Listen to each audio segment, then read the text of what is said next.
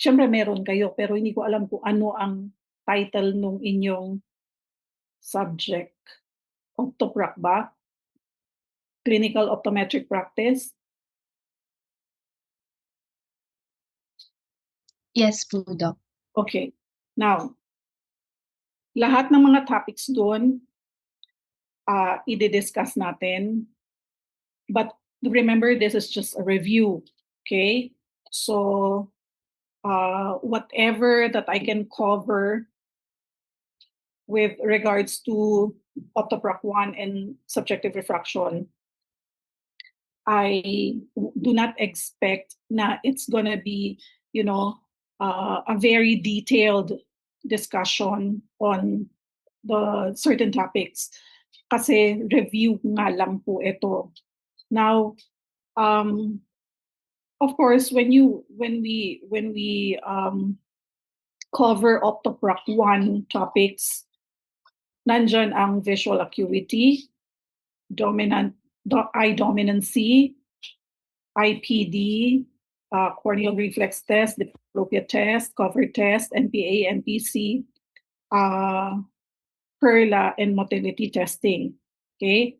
Doon sa subjective, doon sa refraction, ang i-discuss ko ay objective and subjective refraction. Okay? So, we may not consume the 60 hours that I am given. Hindi ko makokonsumo yon, I'm pretty sure.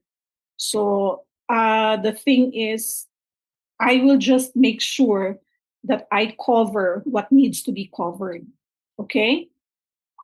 Now, it is, of course, because this is a review, no doubt na magkakaroon tayo ng quizzes.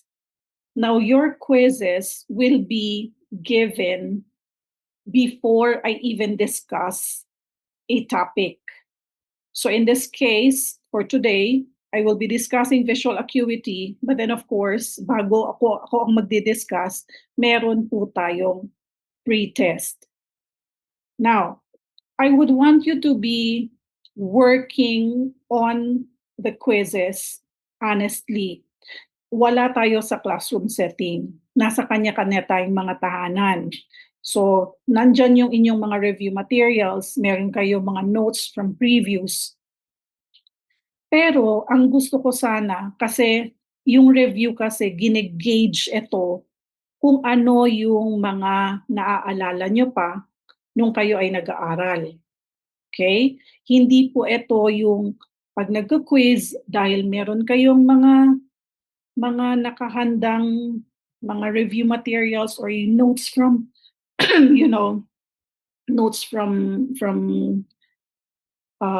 during when you were still studying,